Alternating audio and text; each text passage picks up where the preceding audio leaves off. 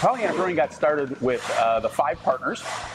We were all looking at doing something in life other than our previous jobs, and we all had a love for craft beer, and really it's the love for craft beer that brought us all together.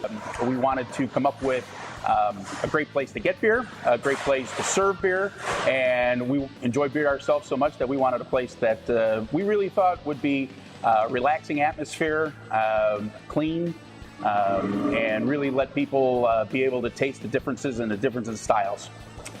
Pollyanna is a noun meaning irrepressibly optimistic, and you could be Pollyannish or you could be a Pollyanna, but you should be looking at life kind of the glass half full or always looking on the bright side.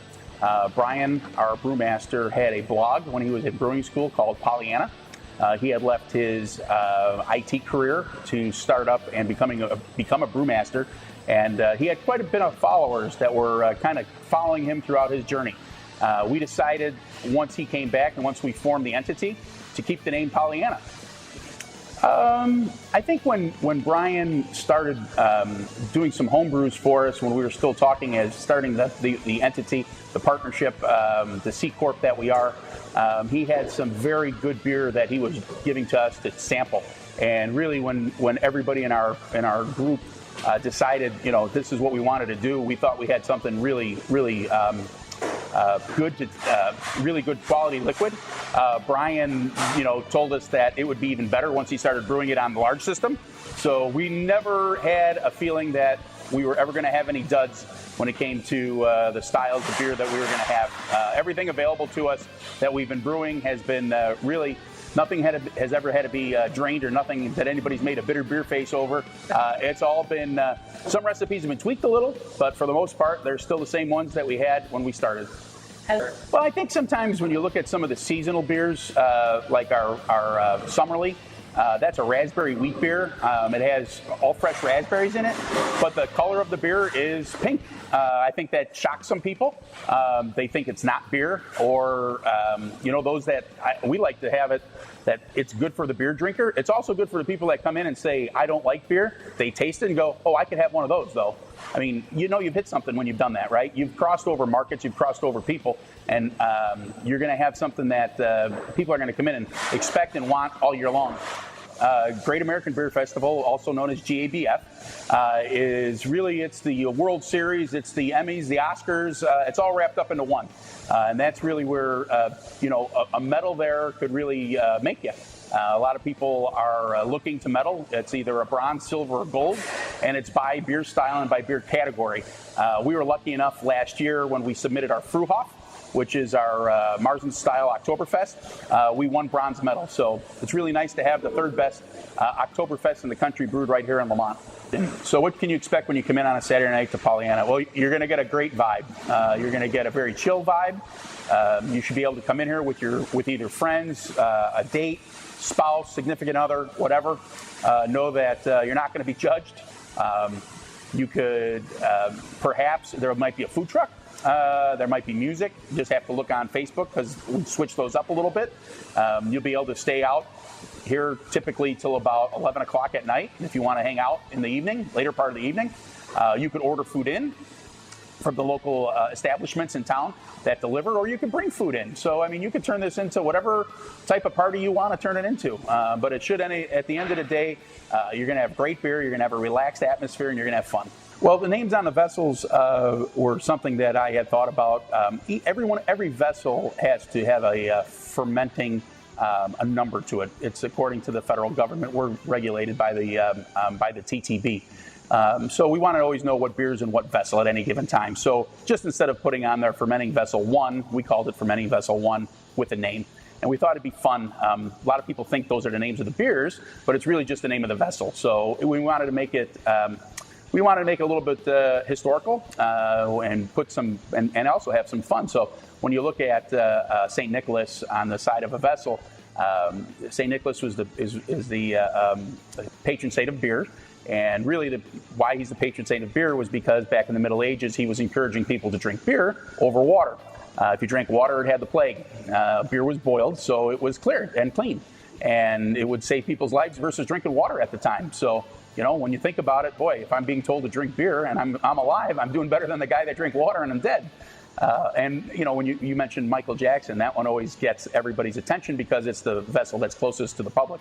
And it also, everybody thinks of Michael Jackson White Glove, but it really is Michael Jackson was a author in the 80s and 90s. He traveled around the world and did a lot of categorization of beer and beer styles. So we paid a little homage to him by putting his name on one of the fermenting vessels. So I think when people come in that for the person that knows beer, I think that's one that kind of makes people feel comfortable and say, wow, that's pretty cool that they did that for this guy. Well, exactly. You can take beer home with you from us. So we have packaged beer here to go. All the beer that we package is available in a cooler, cold. And you could also do beer, take beer home in either hollers or growlers. The holler's 32 ounce, the growler's 64 ounce. And it'll be a beer that you can take with you. So if you're having fun and you want to keep the party going and you want to take some home, or you maybe want to take some to you're going out someplace else, or you're looking for it the next day, we can fill it up with you. You buy the glassware, you own it after you buy it. Or you can bring it back in with you and then we'll fill it up. And really the pricing is based on ABV, and then we seal it up for you so you can take it in your car, and there's no problem with having an open container. So Roselare is our second location. It's Pollyanna Brewing Company, Roselare, and it's going to be up in Roselle, Illinois.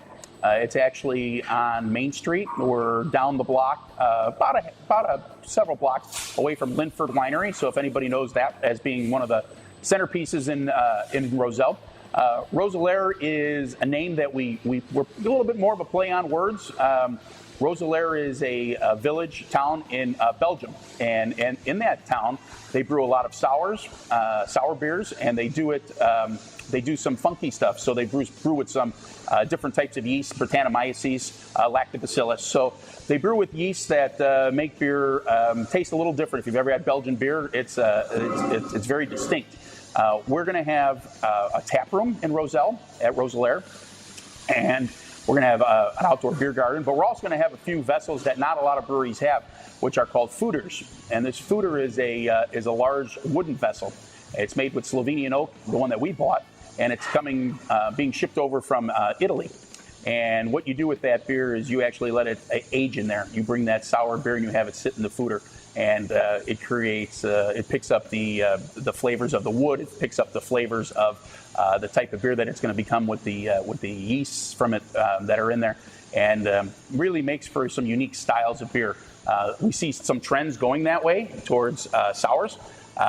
So we're looking forward to being one of the only breweries in the Chicagoland area to have these. They weren't cheap, but we knew that if we wanted to have a place that we wanted to bring people out to from the city, out from the burbs, that we were going to have a lot of tap lines, 24 tap lines. So we want to really make not only our flagships, but very unique beers up there that you can't get everywhere else. I think that'll draw in a great crowd, and it'll be able to kind of put Pollyanna even more so on the map. We still don't know what we want to be when we grow up. We love the taproom experience. We've got our beer out in distribution. We've got a great distributor in Heartland Beverage, excuse me. They've got us throughout many counties throughout the state. We may want to do some beer that goes out of state at some point. We may want to open up a third tap room. We'll see how the second one goes first. We think we know what the secret sauce is, literally, that we need to be successful. There is I think we between the 5 partners, we've discussed how big we want to get, or maybe how big we don't want to get. But we also want to be able to make a decent living. And we're not doing this, just for the fun of it. We are looking to actually make money. I know some breweries out there may not say that it's all about the beer. Well, it is, but it also is about, we invested a lot of our own future and our finances in having this location and having built what we have so far. So going on 3 years, I would say opening up Roselle this year, expanding our distribution footprint, and continuing to make great beer in different package formats. And maybe we'll do a little bit of sticking to the knitting when it kind of comes to the future, and let's see how this marketplace shakes out. There's a lot of breweries that are opening up, and we want to be one of them that's always going to be on the upper echelon, and a place that people look to and say Pollyanna is one of the top beers, one of the top breweries in Illinois.